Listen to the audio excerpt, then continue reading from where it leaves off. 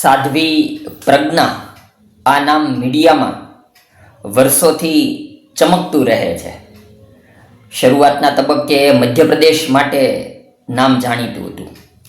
એક સમય એવો આવ્યો કે મહારાષ્ટ્રમાં સાધ્વી પ્રજ્ઞાનું નામ જાણીતું બન્યું અને હાલની સ્થિતિએ રાષ્ટ્રીય રાજકારણમાં એટલે સમગ્ર દેશમાં આ સાધ્વી પ્રજ્ઞાનું નામ એ ચર્ચામાં છે. 2008માં મહારાષ્ટ્રના નાસિક જિલ્લામાં આવેલું ગામ, આમ તો મોટું શહેર છે, લૂમના ઉદ્યોગ માટે જાણીતું શહેર છે. એ શહેર એટલે માલેગાંવ. ગિરણા નદીને કાંઠે આવેલું સરસ મજાનું શહેર છે. તો ત્યાં બોમ્બ વિસ્ફોટ થયો અને તેમાં આ સાધ્વી પ્રજ્ઞાનું નામ એ મુખ્ય આરોપીઓમાં આક્ષેપો હેઠળ રજૂ કરવામાં આવ્યું.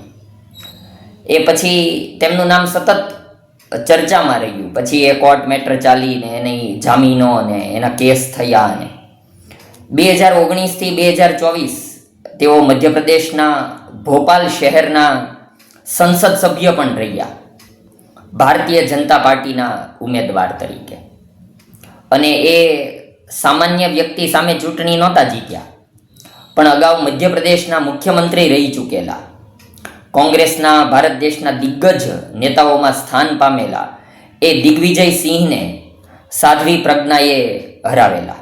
અને એટલા માટે 2019થી 2024 દરમિયાન સાધ્વી પ્રજ્ઞા એ સંસદ સભ્ય રહ્યા.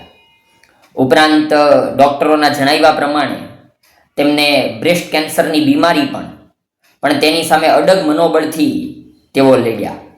જેવી રીતે બોમ્બ વિસ્ફોટમાં તેમનું નામ આવ્યું અને તેની સામે પણ લડત કરી અને આજે 17 વર્ષ પછી એવો ચુકાદો આવ્યો કે તેઓ તેમાં નિર્દોષ જાહેર થયા છે. એટલે હાલની સ્થિતિ, આજના દિવસે આ સ્ટોરી તમારી સાથે શેર કરી રહ્યા છીએ તો એ એટલા માટે કે આજે એ ચહેરો ચર્ચામાં છે.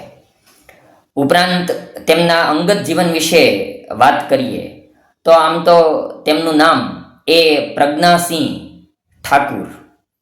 મધ્યપ્રદેશના એ ભોપાલથી નજીક આવેલું ભિંડ ગામ એ તેમનું વતન, તેમનું જન્મ સ્થળ. તેમના પિતાજી ત્યાં પ્રતિષ્ઠિત આયુર્વેદિક ડૉક્ટર હતા. આમ તો તેઓ પણ ભારતીય જનતા પાર્ટીની વિચારધારા સાથે, RSS સાથે જોડાયેલા. ઉપરાંત વચ્ચે તમને એક વાત એ પણ નોંધવા જેવી છે કે જેમ સાધ્વી પ્રજ્ઞાનો જે ચહેરો ચર્ચામાં રહ્યો, એક એમણે એવી પણ વાત કરેલી કે જ્યારે સંસદમાં તેઓ સંસદના સભ્ય હતા, ગાંધીજીના હત્યારા નથુરામ ગોડસેને તેમણે દેશભક્ત ગણાવેલા, તેમની તરફેણ કરેલી, ત્યારે પણ એ મુદ્દો ચર્ચામાં રહ્યો હતો. તો સાધ્વી પ્રજ્ઞા એટલે પ્રજ્ઞાસિંહ ઠાકુર તેમનું નામ, અને અત્યારે તેમની ઉંમર એ 55 વર્ષ જેવી છે. 1970માં ભીંડમાં તેમનો જન્મ થયેલો અને 1970થી અત્યાર સુધી જીવનના તેઓ 6 દાયકે રાષ્ટ્રીય રાજકારણમાં પોતાની ભૂમિકા ભજવી રહ્યા છે. બોયકટ વાળને કારણે એ શરૂઆતથી કોલેજ, તેમનો અભ્યાસકાળમાં છોકરા તરીકેની તેમની છબી પણ અડગ મનના પહેલેથી અને સામાન્ય પ્રવાહથી જુદા તરી આવનારા વ્યક્તિ તરીકે પ્રજ્ઞાસિંહ ઠાકુર એ કોલેજ કાળથી, વિદ્યાર્થી કાળથી એ નોંધનીય નામ બન્યું હતું.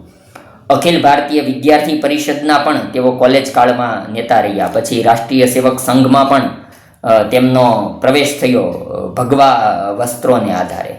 તો આ સાધ્વી પ્રજ્ઞાસિંહનું નામ અત્યારે ચર્ચામાં છે, પણ તેમની સાથે એટલી વાતો જોડાયેલી છે. ચર્ચામાં રહેલા નામનો વિશેષ પરિચય મળે એટલા માટે તેમની વિશેની આજની આ સ્ટોરી હતી.